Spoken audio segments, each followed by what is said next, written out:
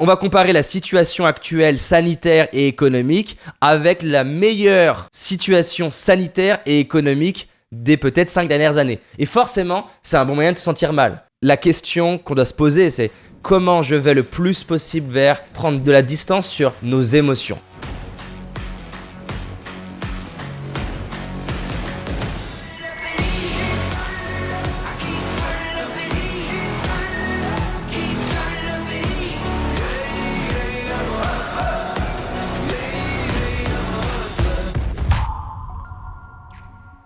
Il y a une étude scientifique qui a été faite, et ça va expliquer pourquoi il y a autant d'angoisse en ce moment, qui montre que l'être humain a plus peur dans l'incertitude qu'il puisse se passer quelque chose de grave que face à cette même gravité. Prenons un exemple. L'être humain est plus stressé à l'idée de pouvoir tomber malade qu'une fois qu'il a la nouvelle. Alors une fois qu'il y a la nouvelle, il y a d'autres trucs qui peuvent se jouer. Nos émotions vont avoir tendance à amplifier notre réalité dans un sens ou dans l'autre. Elles vont avoir tendance soit à exagérer et nous faire nous sentir dans la panique plus que ce qui serait approprié, et dans l'autre sens, nous faire être excités. Du coup, tu te mets à avoir plein d'émotions très agréables, mais ça c'est parce que tu es aveugle. Et donc c'est hyper intéressant de se rendre compte que l'être humain, il a vraiment tendance, c'est prouvé scientifiquement, à distordre la réalité qui est face à lui. La question qu'on doit se poser, c'est comment je vais le plus possible vers prendre de la distance sur nos émotions. Premier outil, chronomètre des émotions. La clé du chronomètre des émotions, qui est appliquée beaucoup dans le sport de haut niveau, parce que des fois tu pètes un câble parce que t'as pas été performant comme tu veux. La clé c'est quoi? Étape numéro 1, j'ai le droit de vivre mes émotions. Je panique, c'est normal. J'ai peur pour vos proches, c'est normal. Je le ressens, je le vis, je me laisse vivre mon stress, mon angoisse, ou ma joie, ou ma confiance, je me laisse la vivre. Deuxième étape, et c'est vraiment l'étape la plus importante. Je ressens mon angoisse avant de dormir, je m'observe, je me regarde. J'ai peur pour mon travail, je m'observe, je me regarde. Je vais me donner le défi de réduire le temps que je mets à récupérer mon calme. Je vais réduire le temps que je mets à revenir sur la question la plus essentielle en tant qu'être humain, c'est qu'est-ce que je veux, qu'est-ce qui a mon pouvoir, qu'est-ce que je fais maintenant. Je me challenge moi-même et je me donne le défi de réduire le temps que je mets à revenir dans le jeu interne. Deuxième chose, c'est le jeu des perspectives et du contraste.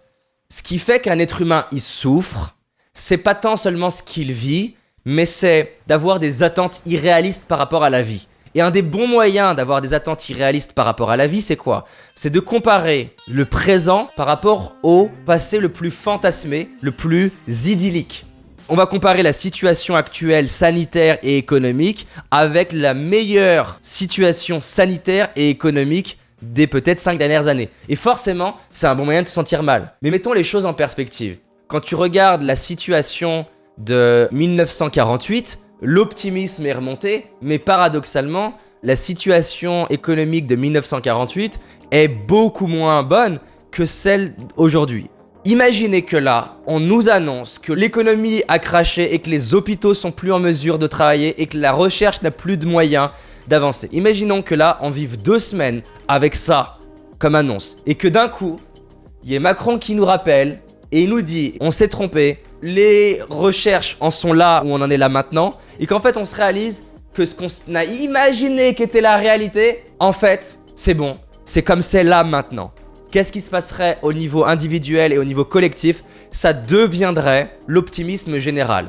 J'ai quelqu'un dans mon équipe qui est du Bénin. Et donc Henri du Bénin, il partage qu'il est très inquiet pour sa fille et pour sa femme. Donc sa femme, elle a vers les 30 ans et sa fille, c'est un bébé. Et je me suis dit, peut-être qu'il n'est pas au courant du fait que pour les enfants et pour les personnes qui sont jeunes et qui sont en bonne santé, il y a peu de risques. Et il m'a dit ce truc que j'ai trouvé vraiment prenant, touchant et qui met les choses en perspective. Il m'a dit, mais en fait, j'ai pas peur du coronavirus, moi. J'ai peur que si ma fille ou ma femme prend le coronavirus, elle va être envoyée à l'hôpital. Et les conditions des hôpitaux au Bénin sont telles que ce qui me fait peur, c'est pas qu'elle meurt du coronavirus, c'est qu'elle meurt d'une maladie qui lui a été transmise dans l'hôpital. Et là, quand tu te dis ça et t'entends ça, ça permet quand même de mettre les choses en perspective et te dire, non pas que la situation n'est pas grave du tout en France, mais ça permet de se rendre compte quand même que, encore une fois, on a souvent tendance à focaliser sur le problème que nous, on a, sans regarder la big picture. Et donc, il ne s'agit pas, encore une fois, de banaliser, mais mettre les choses en perspective pour prendre du recul. Et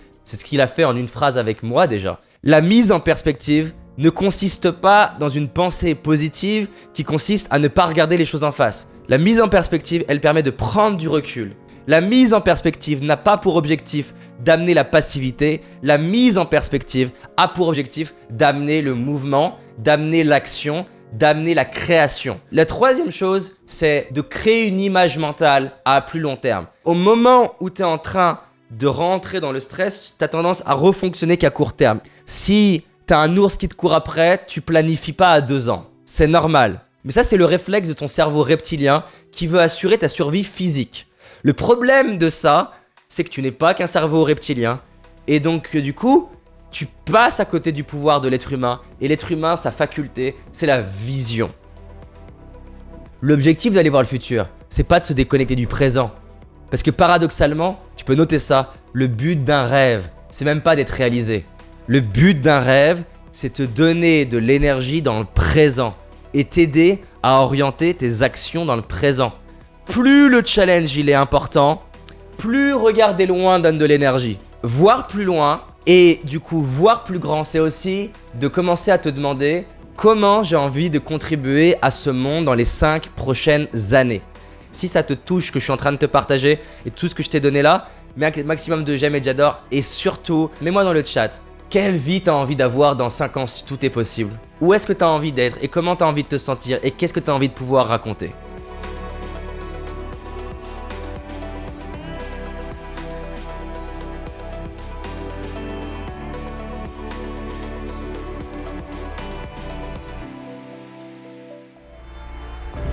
Si tu as envie d'aller plus loin, j'ai réalisé une vidéo qui s'appelle les 5 erreurs que la majorité d'entre nous font et qui va nous causer l'échec de nos projets, nos rêves et notre réussite. Une seule de ces 5 erreurs va t'empêcher littéralement de réussir et d'être pleinement heureux. Clique sur le lien dans la description, va voir la vidéo, c'est un indispensable. Je te dis à très vite, on avance ensemble. Cette année, c'est notre année. C'est parti.